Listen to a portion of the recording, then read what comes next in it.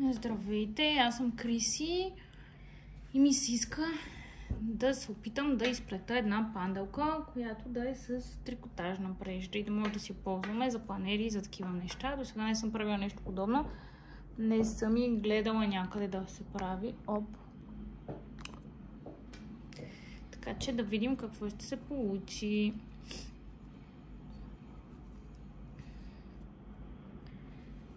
Така. Правим си едно синджирче.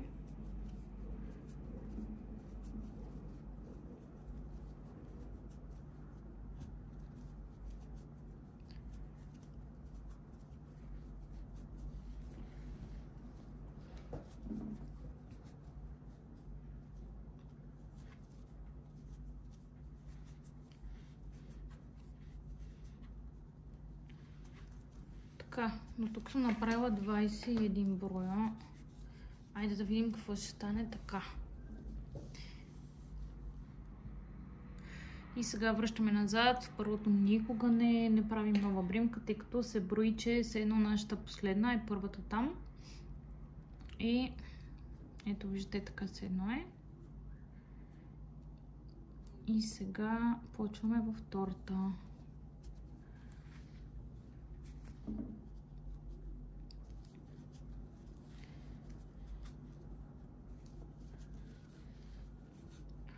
Имам някаква идея в главата, но какво точно ще се получи, не мога да ви кажа.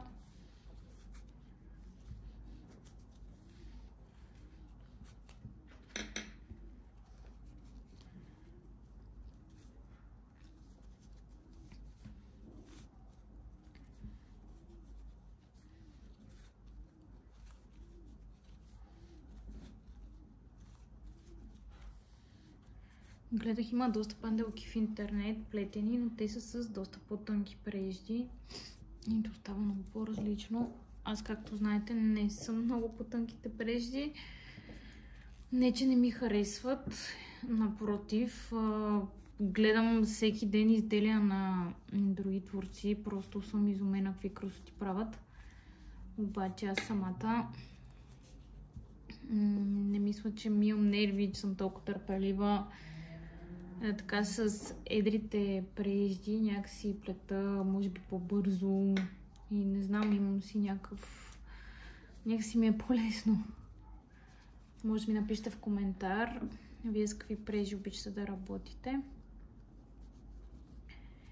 И от тези макароните тънките са ми трудни. Така, ето. Така, сега си представям.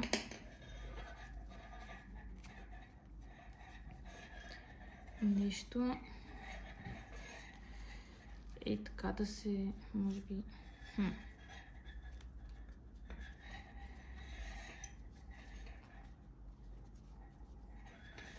Добре, айде да видим какво ще стане. Че в момента не го виждам. Тук си правим една такава въздушна бремчица. И сега ще плета и тук. Пак първото го пропускаме.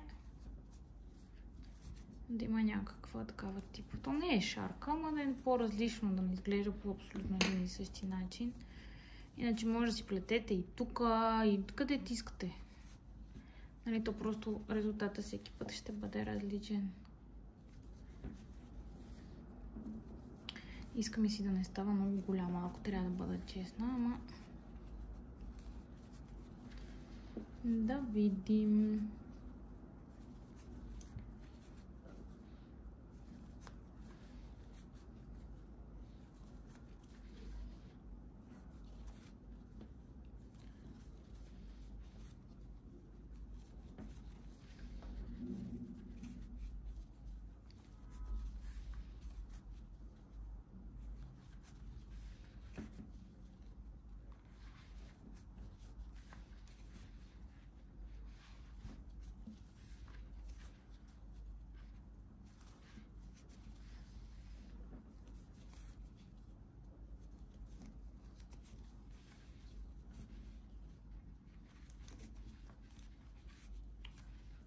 Ей, това стана за сега.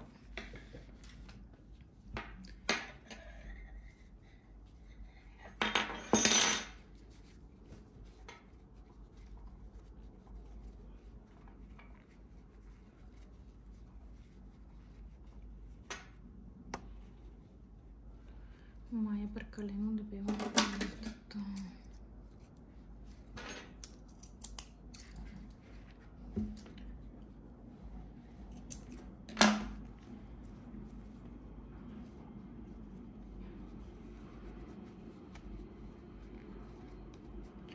Ето така си го представях и тук като въртим и да стане пантелкално.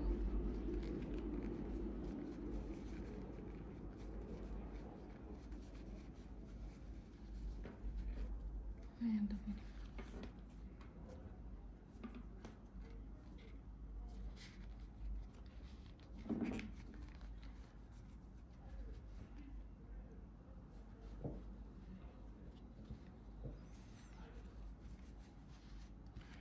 Опитвам се да стягам повече, за да има някакъв вид.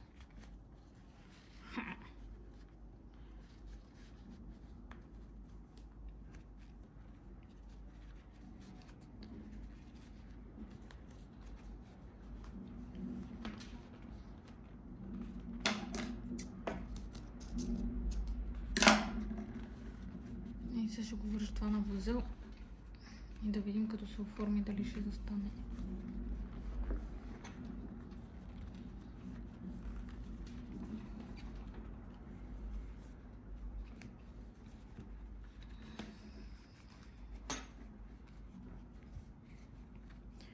Горе-долу стана нещо, не е супер вау.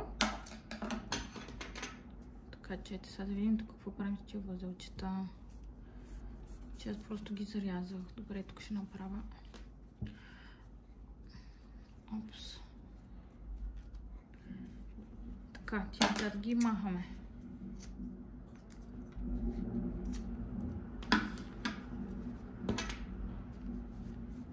Това леко ще се опитаме така скуката да му изпъна с едно краището. Нагоре-долу заприлича, бе. Аз в един момент не очаквах. Даже тези долу, дето стават, са така като краища. Ако бяха и в различни посоки, ще е доста по-сладко. И тук можете примерно да си завършите. Тук въпросът е, че трябва да се завърши, за да не се разпадне. И аз се чудя дали не може да оставим и малко. Да видим така.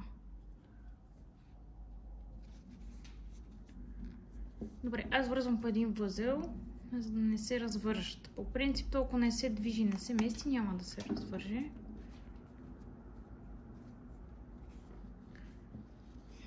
Я да видим как седи на панер. Опс.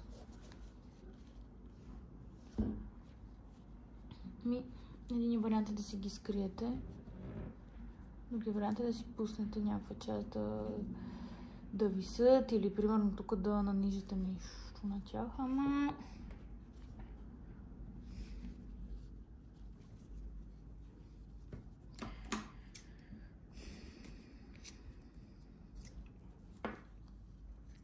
Това тук май си е здраво вързано. Добре.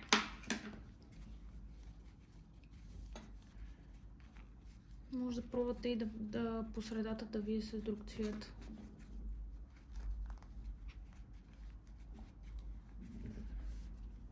И ето как би седяло. Харесва ли ви?